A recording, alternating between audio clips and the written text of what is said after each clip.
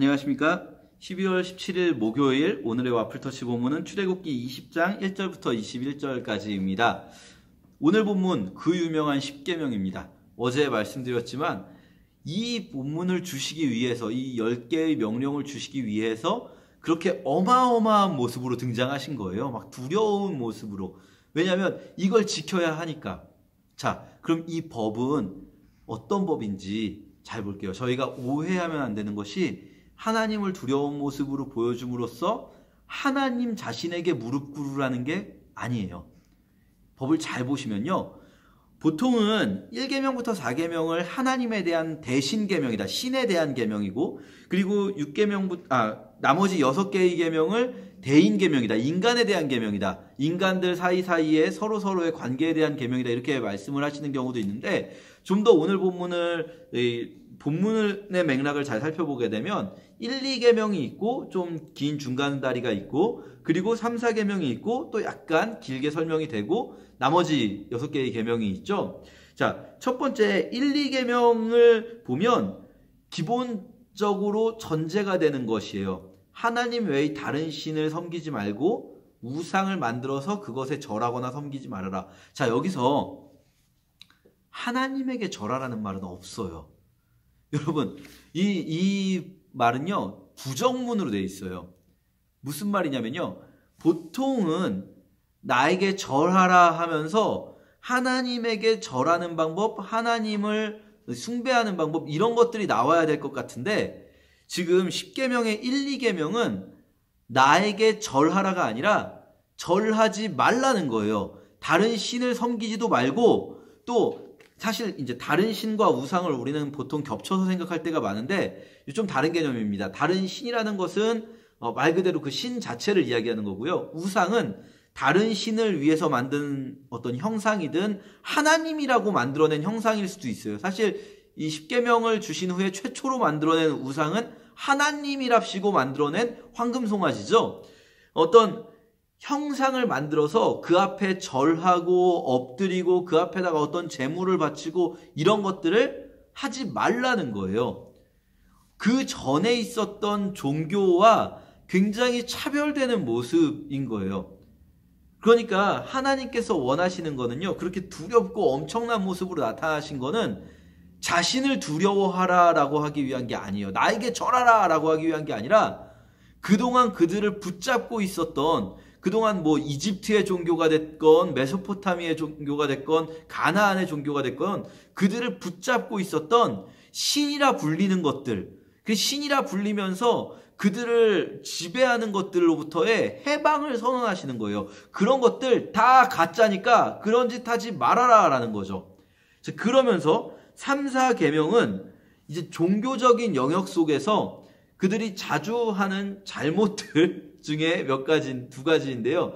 첫째는 뭐냐면 나의 이름을 함부로 사용하지 말라는 거예요. 여호와의 이름을 함부로 일컫지 말라. 이게 무슨 말일까요? 여러분, 이거 너무 우리 쉽게 생각할 수 있는 거예요. 뭐냐면 함부로 하나님 운운하면서 자기 생각을 하나님 뜻인 양 말하지 말라는 거예요. 사실 종교적인 영역에서 제일 많이 하는 실수 아니겠습니까? 우리가 뭐 어떤 신전 같은 걸 지어놓고 여기가 하나님이 계신 곳입니다, 이런 소리 하지 말라는 거예요. 어떤 행동을 할 때 뭘 가지고 오라고 하면서 하나님께서 원하시는 것입니다, 이런 소리 하지 말라는 거예요. 하나님의 이름을 함부로 말하지 말라는 거예요. 정말로 하나님께서 명백하게 주신 것이 아니고서는 함부로 하나님의 이름을 말하면 안 되는 겁니다. 사실은 저희도 되게 많이 그런 잘못들을 하지 않습니까? 함부로 그냥 하나님 뜻인 것 같아, 하나님 뜻인 것 같아, 이런 추측성 발언까지는 그나마 이해할 수 있는데 이게 하나님 뜻이야, 이런 거는요, 바울조차도 함부로 말하지 않습니다. 바울도요, 글을 쓸 때 이게 정말 명백하게 구약에 있거나 혹은 예수님께서 말씀하신 부분은 명확하게 말하는데, 고린도전서에 보면 그렇지 않고 그냥 자기가 판단하는 부분들은 이건 내 생각이다 라고 표현하고 있어요.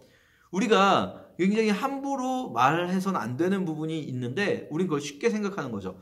그리고 또 한 가지, 안식일을 거룩하게 지키라.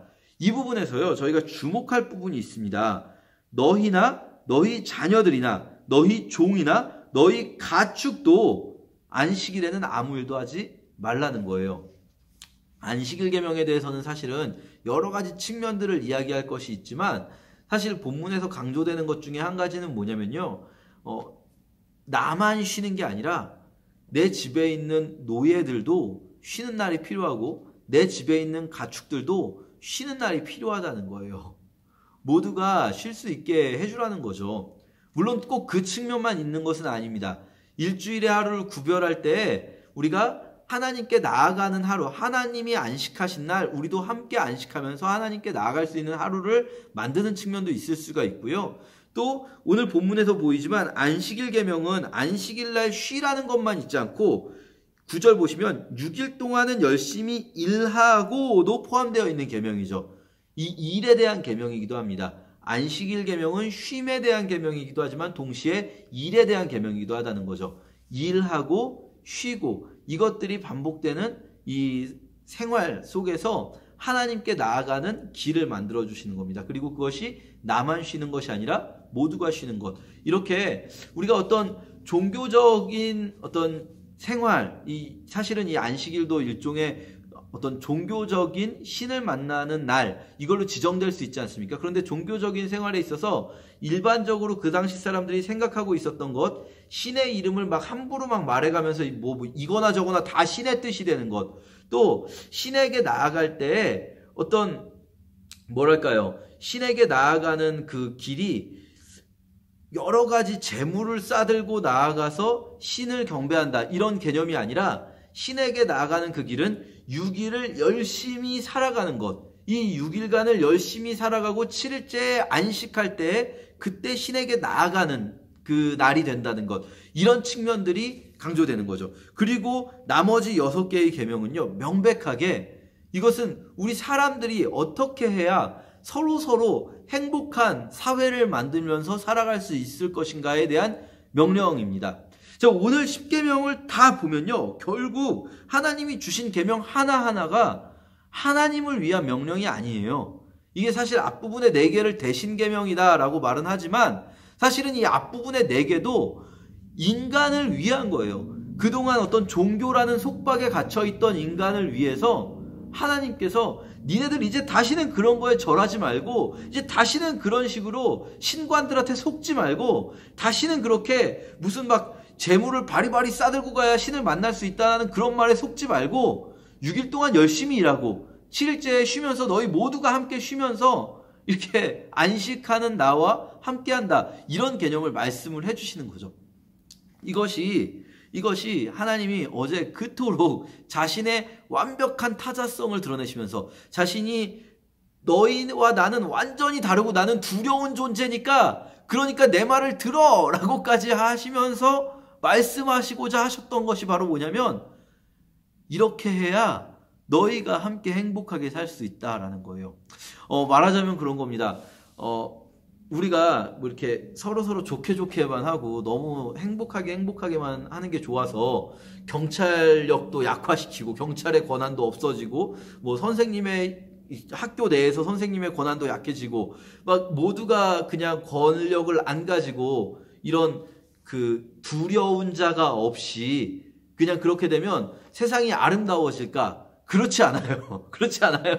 이게 어떤 경외감을 가진 존재들, 학교에서 선생님 또는 이 사회에서 경찰이라든지 그것이 없어지면요, 또 법이 약해져서 법의 집행이 너무 약해지고 이러면 인간 안에는 악한 본성이 있어서 그 악한 본성을 가진 사람들을 통제할 수가 없게 되고 결국 그 피해는 누가 보게 되냐면 이 사회의 약한 자들이 그 피해를 보게 된단 말이에요. 그렇기 때문에 때로는 이 굉장히 강한 법 집행이나 경찰력 같은 것들이 필요한 거예요.